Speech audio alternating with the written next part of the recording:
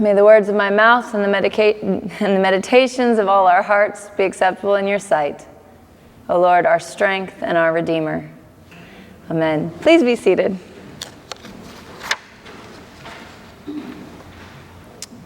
So a number of years ago, about the time our oldest daughter, Miriam, was heading into first or second grade, we were doing a VBS at another church. It was the church that my kids go to preschool at. Related and tangential to this story is that this was also the experience that led me to not put my kids in VBSs of denominations I overall don't agree with. Now, I know she was starting elementary school because I had been volunteering for years in the pre-K Bible room, which the church appreciated because, yay, a volunteer.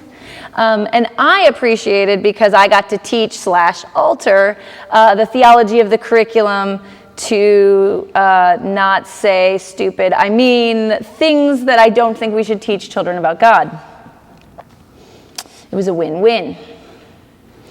Except for when all of a sudden I had a child that was outside of that parameter. So suddenly my oldest was being taught by someone else I didn't necessarily agree with, and someone else I had never actually even questioned about their thoughts about God and just sort of trusted the system. But the things we say about God matter. And they definitely matter to a child, but they matter across the board. The images we use to describe God matter. And the worldview infused in the theology being taught matters. So Miriam climbs into the car after a fun, long, exhausting morning of Vacation Bible School. And like all Vacation Bible Schools, it had like a pithy catchphrase theme of the day.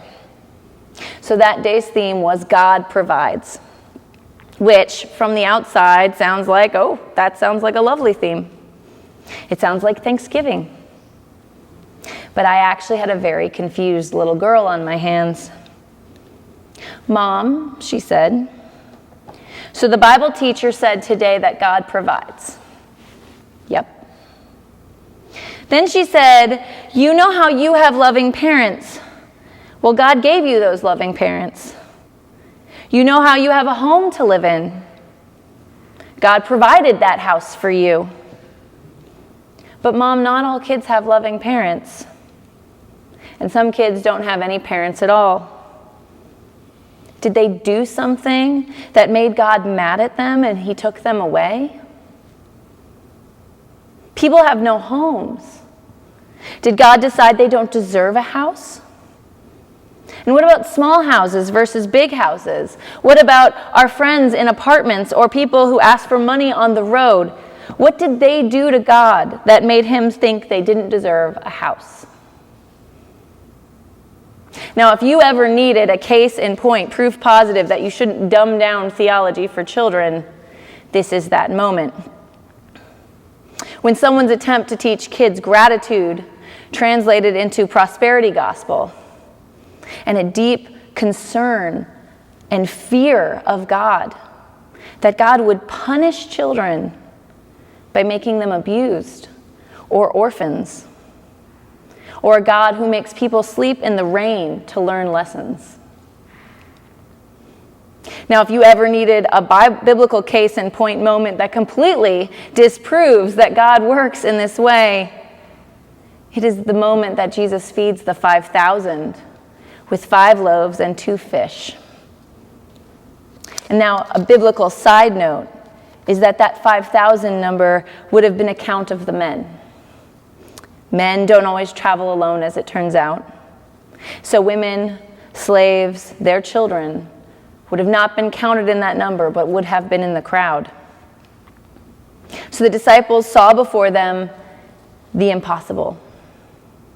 Philip even says 6 months' wages would not buy enough bread for each of them to get just a little. And yet they are all full at the end of the episode. There's no litmus test on who deserves it. There's no pithy underlying statement about who God favors. The whole crowd eats. So let's go back to that pithy little VBS statement.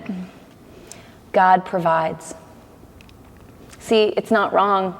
God does provide. God has provided enough loving adults in the world to provide for every single child. We have eyes to see what's happening to them. We have hearts to love them. We have patience to find ways to appropriately correct and redirect them. We have all lived life lessons that can help teach them and mentor them. And we have arms with which to protect them. In the United States, as of 2019, 22% of the population was under 18 years old. That means 78% of the population are adults. Now, even factoring out adults who, for whatever reason, don't have the capacity to be a loving role model or caregiver for a child, that is still ample numbers of people who can provide in that capacity, which means God has provided. Now, we don't always share our gifts. We don't always acknowledge our communal responsibility to one another or the children surrounding us or just the vulnerable people surrounding us. Sometimes we seem to forget the biblical mandate set out in the very beginning in Genesis that, yes, we are our brother's keeper, but God has provided. Homes, too, present an interesting opportunity.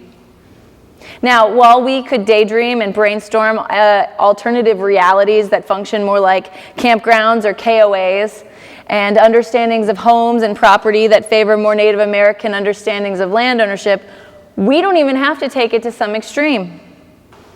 In the United States alone, there are 5 times as many vacant homes, defined loosely, than there are homeless people or homeless family groups. 5 times. Utah instituted a program called Housing First, where their primary objective is to get people housed. No conditions added. People have access to social workers, they get invitations to other services, but they get housed first. Now, this policy reduced homelessness in Utah by 91%.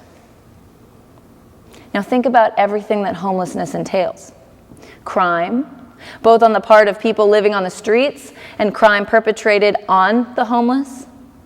Assaults to the homeless, particularly homeless women, are extremely high, as you might imagine.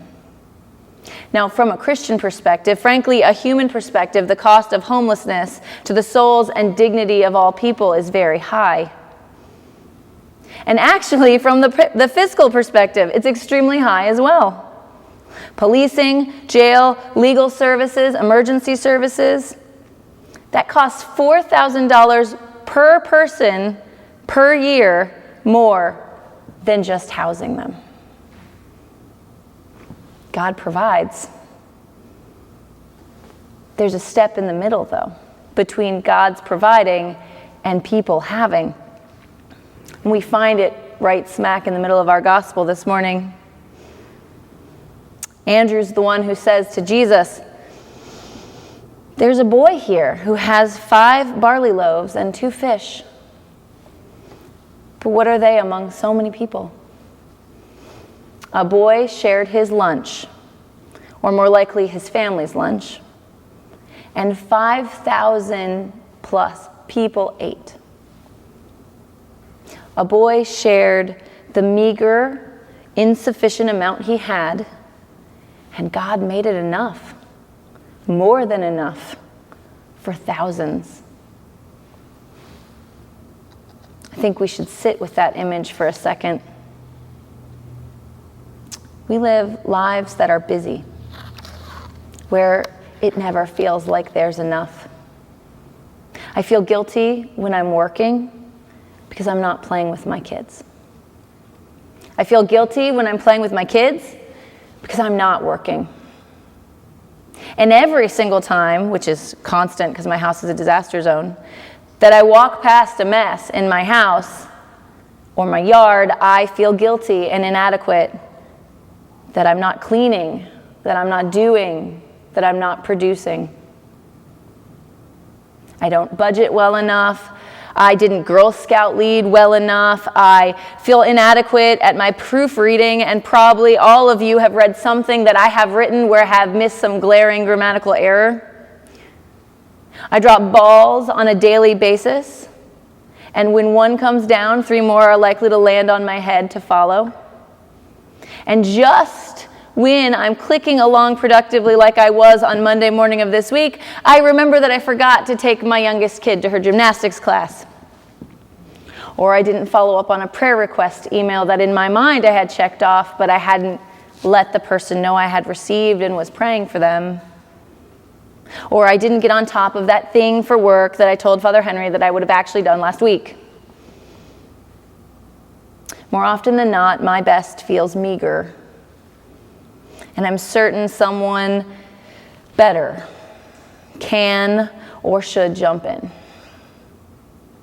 This is why broadcast announcements don't work super well. Hey, we need Sunday school teachers, which is a not so veiled statement that, yes, we need Sunday school teachers. Or we need prayer partners because we have so many more children who are aging into that ministry.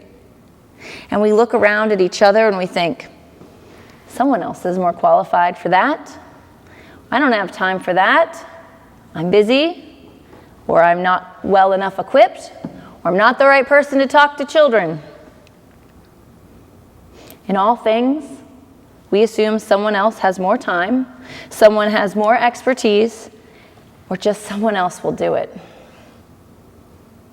We are not so joking when we sum up volunteering that 20% of people do 80% of the work, where we all instead dream of a world where 80% of people grab onto 20% of the work and we balance it all up for everyone to do a little bit. The 5,000 people that came to Jesus didn't come for dinner, but for healing, for help, for guidance, for support, for love, protection, for insight, for hope. And God provided in abundance. But first, there was a little boy who was willing to share his meager lunch. And God made it enough. See, God provides. God provided you. And you may feel meager. You may feel busy. You may feel ill-equipped. But just in the act of offering it forward, God can make it feed the masses. So what do you have? Do you have 5 minutes to write a card to somebody who needs to hear that they're being loved or prayed for?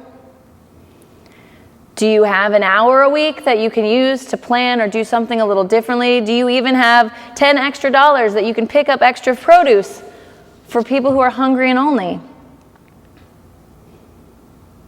Whether it's your money, food, time, or your talents, God's provided you.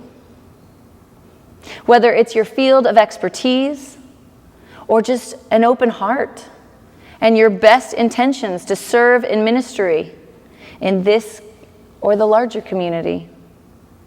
Whether it's here, whether it's at a local school, whether it's at a hospital, whether it's at a retirement community, whether it's at a food bank or whether it's at an animal shelter, God provided you. When we see need, God demonstrates the opportunity.